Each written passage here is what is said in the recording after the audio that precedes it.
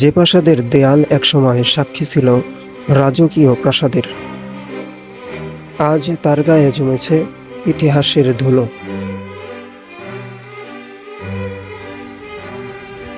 এই ধুলোর নিচে চাপা পড়ে আছে এক রহস্যের গল্প, যা একসময় আলোড়ন সৃষ্টি করেছিল গোটা ভারত উপমহাদেশে।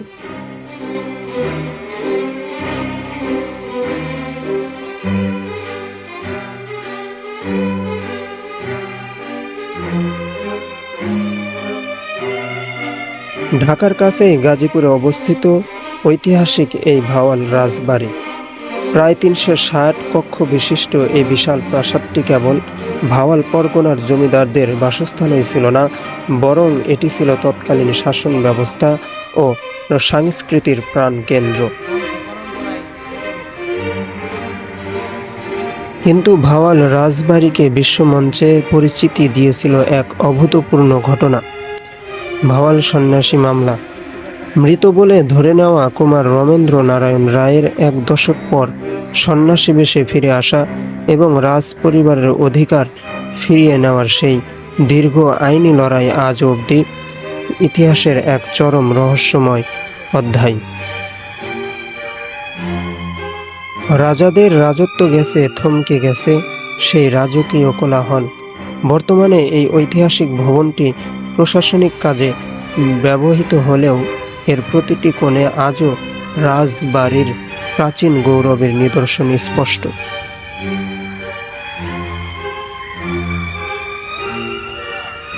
ভাওয়াল রাজবাড়ির এই বিশাল প্রাসাদ হয়তো সময়ের সাথে সাথে রূপ বদলেছে, কিন্তু এর সাথে জড়িয়ে থাকা ইতিহাস ও রহস্য আজও মানুষকে টানে অদম্য কৌতূহলে। ১৯০৯ সালের এক কাল বৈশাখী রাত দার্জিলিংয়ের শ্মশানে চিতায় তোলার কথা ছিল ভাওয়াল স্টেটের দ্বিতীয় কুমার রমেন্দ্র নারায়ণ রায়কে, কিন্তু তীব্র ঝড় বৃষ্টিতে ভণ্ডুল হয়ে যায় অন্ত্যেষ্টিক্রিয়া। পরদিন সকালে লাশ গায়েব। চিতায় কি সত্যিই শেষ হয়ে গিয়েছিল রাজকুমারের জীবন, নাকি এটি ছিল শতাব্দীর সবচেয়ে বড় নাটক?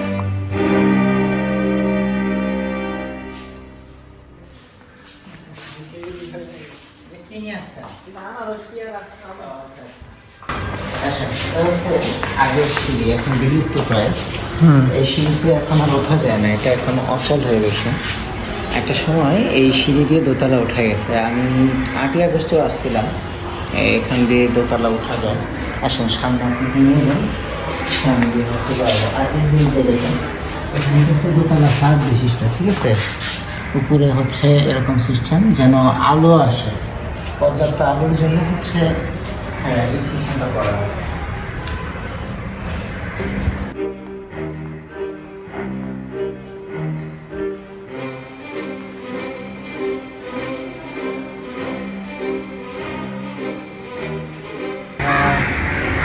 বংশ পরম্পরায় থেকে গেছে। 1884 সালের 28 জুলাই ভাওয়াল রাজ পরিবারে জন্ম নেন রাজকুমার রমেন্দ্র নারায়ণ রায়। 3 ভাইয়ের মধ্যে তিনি ছিলেন দ্বিতীয়। বুনিয়াদি আভিজাত্য, শিকারের প্রবল উৎসাহ, তার বিলাসী জীবনযাত্রার জন্য পরিচিত ছিলেন তিনি। তৎকালীন পূর্ব বাংলার দ্বিতীয় বৃহত্তম জমিদারি এই ভাওয়াল স্টেট ছিল ক্ষমতা ও সম্পদের এক সুবিশাল সাম্রাজ্য।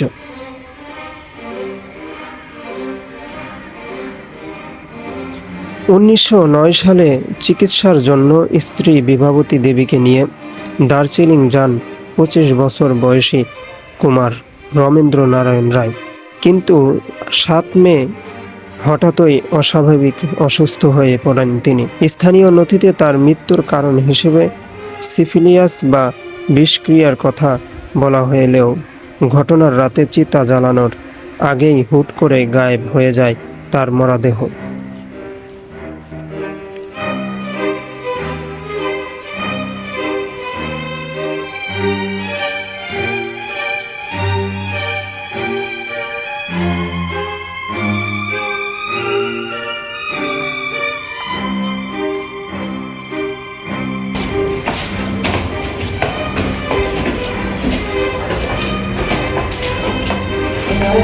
জানালা ছিল না, এখানে জানালা ছিল না।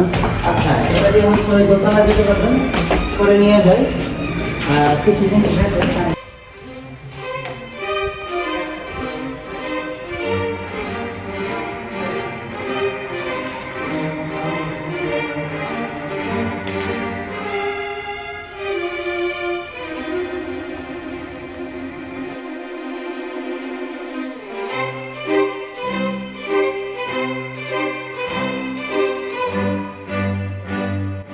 রাজবাড়ি সম্পর্কে কিছু একটু বলেন। ভাওয়াল রাজবাড়ি সম্পর্কে নতুন করে বলার কিছু নাই, কারণ গাজীপুর হচ্ছে ভাওয়ালগড়। অর্থাৎ ভাওয়াল রাজবাড়ি সম্পর্কে যদি কেউ জানতে চান, তাহলে ভাওয়াল রাজার একটা ছবি দেখবেন, যেখানে পূর্ণাঙ্গ জীবনী পাবেন। ভাওয়াল রাজাকে নিয়ে নির্মিত হয়েছে ছবি।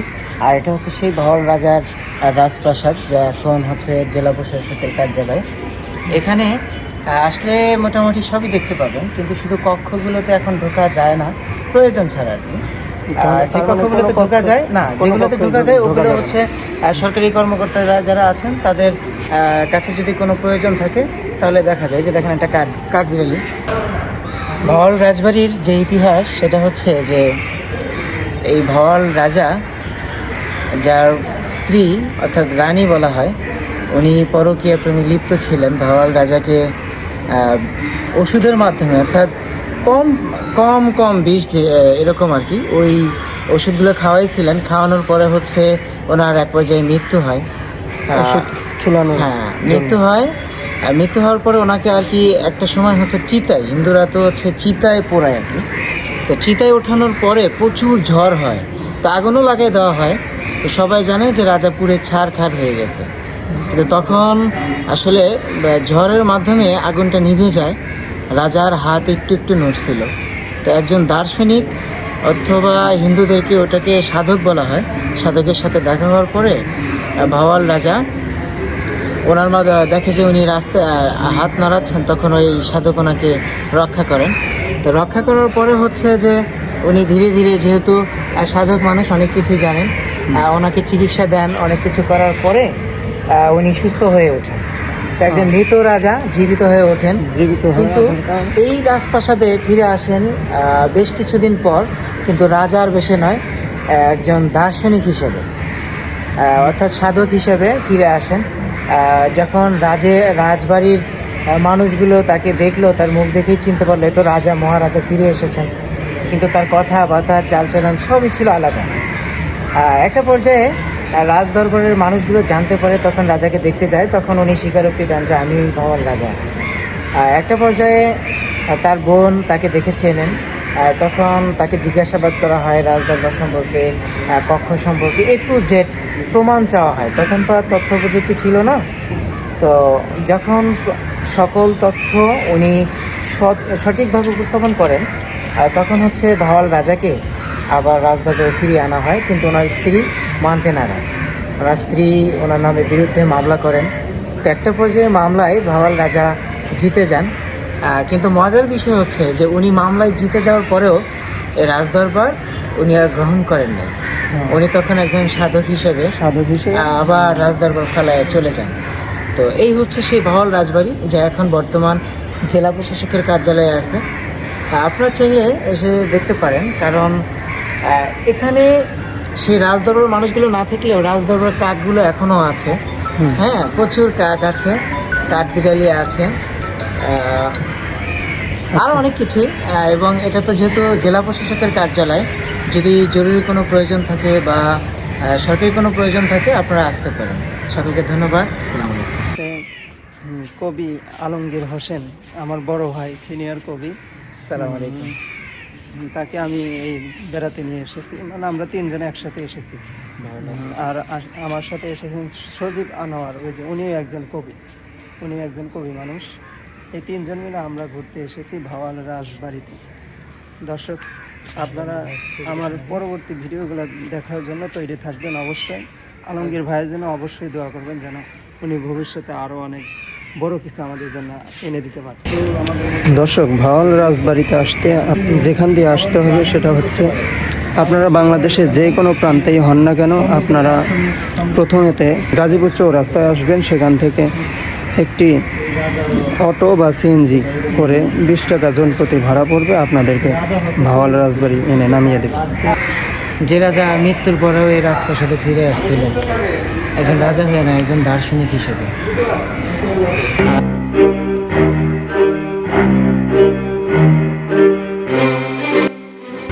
দর্শক, আমার পিছনে আপনারা দেখতে পাচ্ছেন সেই ভাওয়াল রাজবাড়ির ময়দান। সামনে অনেকটুকু ফাঁকা, গোলাকার, চতুর্পাশে বিল্ডিং, চতুর্পাশে প্রাসাদ, মাঝখানে শুধু একটু ফাঁকা জায়গা। এই ভাওয়াল রাজবাড়ি অনেকগুলো কক্ষ আছে, যে কক্ষগুলোতে এখনো ঢোকা যায় না। 1909 সালে চিকিৎসার জন্য স্ত্রী বিভাবতী দেবীকে নিয়ে দার্জিলিংয়ে যান 25 বছর বয়সী কুমার। কিন্তু 7 মে হঠাৎই অস্বাভাবিক অসুস্থ হয়ে পড়েন তিনি। স্থানীয় নথিতে তার মৃত্যুর কারণ হিসেবে সিফিলিয়াস বা বিষক্রিয়ার কথা বলা হলেও ঘটনার রাতে চিতা জ্বালানোর আগেই হুট করে গায়েব হয়ে যায় তার মরদেহ। সরকারিভাবে তাকে মৃত ঘোষণা করা হয় এবং স্টেটের নিয়ন্ত্রণ চলে আসে ব্রিটিশ সরকারের কোর্ট অফ ওয়ার্ডার্স এর হাতে। এই একটা মাত্র সিঁড়ি সচল অবস্থায় আছে, এটা দিয়ে যাওয়া যায়। আর কাঠের যে সিঁড়িগুলো, ওগুলো প্রায় সবই বন্ধ। এই যাক ভাই আসতেছেন। আর হচ্ছে এই যে এদিকটা একটু দেখাই আপনাদেরকে। এই পাশটা এখন পুরোটাই বিলুপ্তি, কারণ এটা হচ্ছে বাড়ির পেছন সাইড। হ্যাঁ, ওইটা ছিল আগে হচ্ছে রান্নাঘর। ওই ঘরটা যে দেখা যাচ্ছে, আর একটু এদিক থেকে দেখাই, এটা ছিল আগে রান্নাঘর। হ্যাঁ, এখানে রান্না হতো, অনেক কর্মচারী থাকতো। এখন এটা হচ্ছে অবসর ভবন। ভিতরে আরও অনেক রুমগুলো আছে, কিন্তু এখন হচ্ছে যেহেতু এটা জেলা প্রশাসকের কার্যালয়, এই জন্য অনেকগুলোই সীমাবদ্ধ। আর এখানে